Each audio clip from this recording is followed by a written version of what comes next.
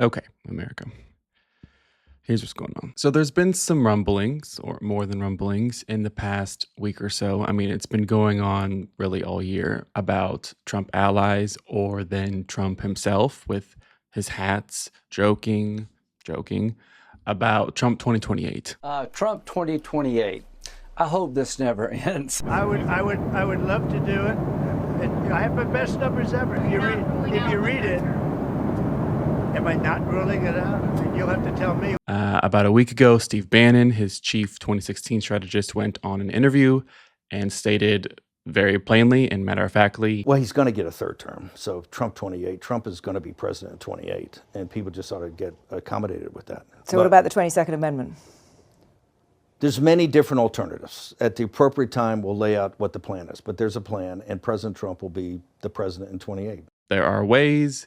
We are making plans to have him serve a third term. We are invested in Trump serving a third term. Over the weekend, Trump tweeted out about the midterm elections and beyond and how they're going to be rigged, and he's got to make sure his army of goons prevent that from happening. In response, naturally, there's been some dialogue and conversation, I'm sure on the right as well, among sane conservatives, but mostly in the middle and on the left, about what do we make of this and how do we take it? Do we take it seriously? How do we respond? One, a lot of things that MAGA jokes about, they begin conversation about something with jokes. It's just their vehicle to, test the waters, as we all do. We all joke about things that we're not actually joking about, but that's how we see safely if what we're saying will be received as sane or insane, how much pushback we get on something. So when they started the joke about Trump 2028 months ago, I think people who knew better knew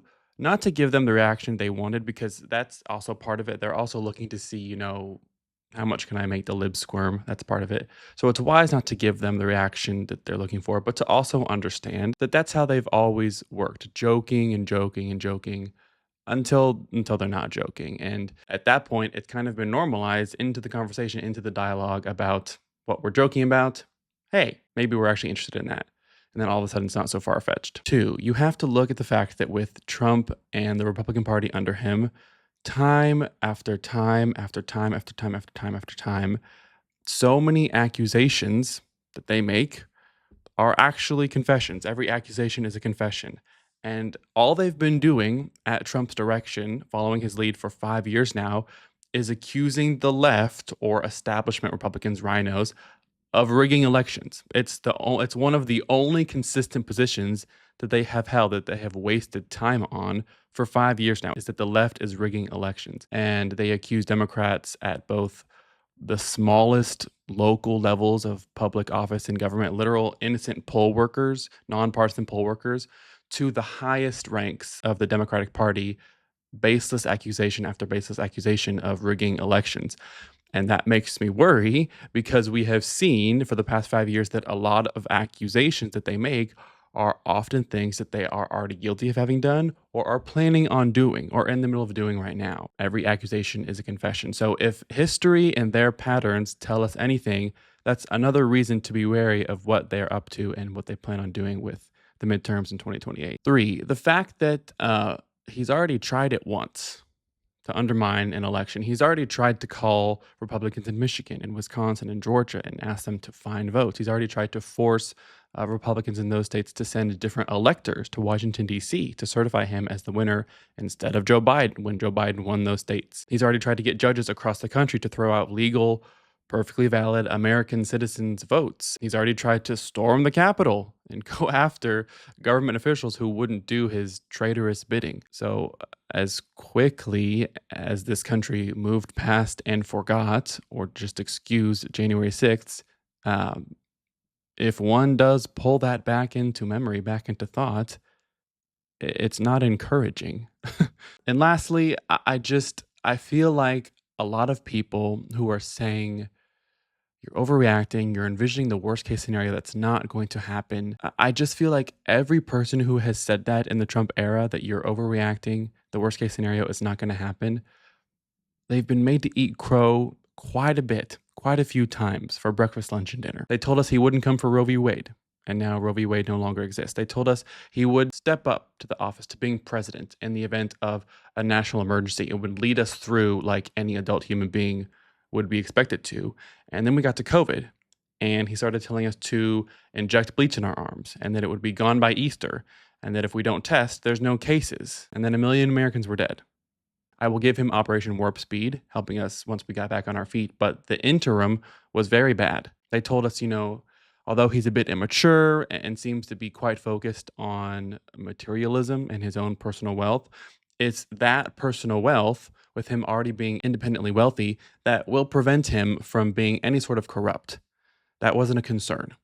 And now he's taking corruption to just an entirely different galaxy, raking in literal billions with a B of dollars for him and his family through his power and access and influence in the Oval Office, and strong-arming everyone from corporations to law firms to media companies to his own government agencies to do exactly as he pleases. And they told us that despite his rhetoric, despite his temperament, if he lost, of course he would concede the election. Of course he would. He would go peacefully.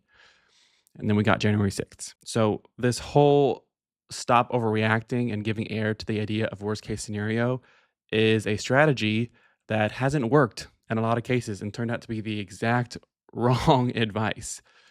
So all of these things considered, is it time to panic? No, it's never time to panic. But is it time to take them seriously on this? I think absolutely. I think we shouldn't obsess over it. We certainly shouldn't default to the same tired argument solely focused on democracy and saving democracy. We should absolutely plan and make plans for what they might do as we get closer to national elections in 26 and 28, as their poll numbers sink and the gerrymandering battle that they have spent so much time and money and effort on and wasted so much time and money and effort on maybe doesn't prove to be as beneficial for their electoral advantage as they wish it had. I think we absolutely need to not be caught on our back foot. And we need to be able to walk and chew gum at the same time, make plans to defend free and fair elections while also not making our entire platform solely about that, be able to point to their terrible policy decisions at the end of the day, that they're ruining America's reputation, they're trampling our freedoms, they're rearranging our way of life, they're threatening our economy, they're doing nothing to help the job market improve or prices come down. They're stalling progress on things like education and research. Their priorities are just so out of whack. It's all about performance and performative patriotism and blowing up boats and changing the names to the Gulf of America and the Department of War and all of this wasteful performance on optics or lining their own pockets with more riches while everything is actually going to shit. We need to be able to point to that while also making plans to counter whatever the hell they have up their sleeve to prevent free and fair elections, to get Trump into a third term, to make sure that free and fair elections are a reality in all 50 states, in every district, in every county, in every precinct in 26 and 28. The Trump administration recently extended a $20 billion lifeline to Argentina that has gotten some bipartisan criticism, Mr. Secretary, including from Congresswoman Marjorie Taylor Greene of Georgia. I'll read you a little bit of what she wrote. She says, quote, Americans are getting decimated with high cost of living and skyrocketing insurance costs. Many of them have zero savings and some are maxing out credit cards to survive. Tell me how it's America first to bail out a foreign country with 20 or even 40 billion taxpayer dollars. How is this move America first, Mr. Secretary? Well, Kristen, it is America first because we are supporting a U.S. ally. Okay. So that was the Treasury Secretary Scott Bessent over the weekend. On the face of it, he sounds ridiculous, but if you pause and think about it, the logic the Treasury Secretary is using, if we spend our resources on our allies around the globe, that is America first in the myriad ways that investment could come back to help us, be it those countries are more likely to reciprocate and invest in us down the road, to be friendlier to American companies, be it this is an informal IOU that we can cash down the road, be it building goodwill with a nation in a different corner of the world that we can count on in case shit hits the fan and we have World War III or something. That it builds soft power and bolsters our reputation, and Argentinians will be more friendly to American tourists, more likely to buy more American products, want to travel to American cities. All of these things are America first. He's right. Unfortunately for the secretary, that is a very globalist position to take, and he serves a party and administration that has decided globalism is basically a creation of Satan himself and should be abandoned in all ways at all costs. He is pushing a globalist argument while his boss, the president, Elon Musk, J.D. Vance, have all taken a fucking sledgehammer to the idea by cutting programs like USAID, by purposely, intently humiliating the Ukrainian president in the Oval Office as he tries to fend off an expansionist war criminal in Vladimir Putin, by harassing our best, most valuable trading partners for no good reason all year long. Canada got caught cheating on a commercial. They cheated on a commercial. Ronald Reagan loved tariffs, and they said he didn't. By droning boats out of the Caribbean with citizens from all sorts of South American countries, zapping their lives on the spot without any idea who or what is on those boats. So if this administration wants to defend sending our money to Argentina, they're going to have to use a different logic than what Secretary Bessent is using here, because that's not the policy they've been pursuing all year long. Kamala,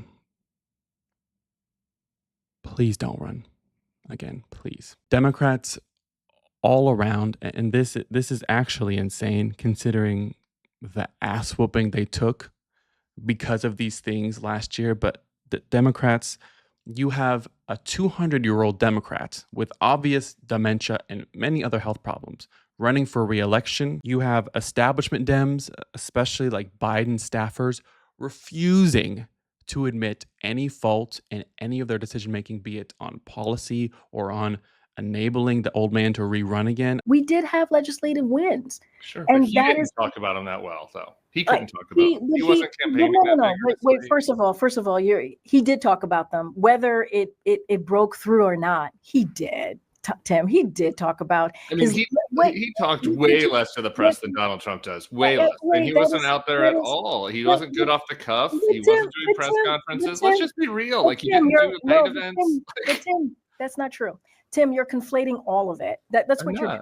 No, you're telling me he didn't talk well about it. Then you're telling me he didn't talk at all. He didn't do either. He didn't talk very often, and when he did, it wasn't very good. He sounded very old. Maybe you weren't paying attention to what we were doing at the White House. I was very proud of everything that I did. So I don't take anything back. I was really proud of everything that I did. Again, we didn't get everything right. I do more introspection on a Sunday afternoon about my weekend decision making than these people have done in a full calendar year. And you've got good faith, well-intentioned public servants like Kamala Harris, who I was so excited to back in last year's race, but who still now, even out of the arena, outside of a campaign, out from under the pressure of being in the current administration, and she still cannot communicate to voters like a regular person. Like, I've seen her communicate when she's not answering a question about politics, when she's just talking, when she's just shooting the shit, she's great.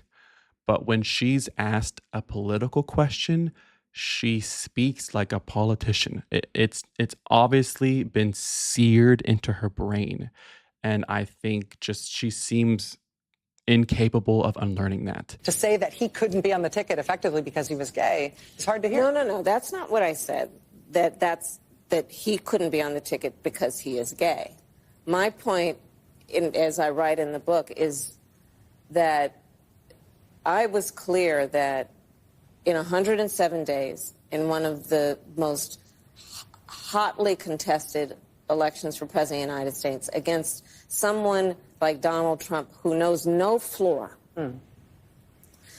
to be a black woman running for President of the United States and as a vice presidential running mate, a gay man, with the stakes being so high, it made me very sad, but I also realized it would be a real risk. I don't want my country's representative leader to be some political robot. I also don't want, obviously, a cavalier asshole with rocks for brains like Donald Trump.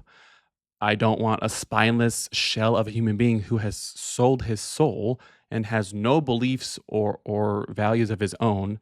And if hypocrisy was a disease, he'd be stage fucking 50, like JD Vance. I don't want any types of these people running my country. We all can do better than all of those options, and we should push for that among our own parties. Here we are, America.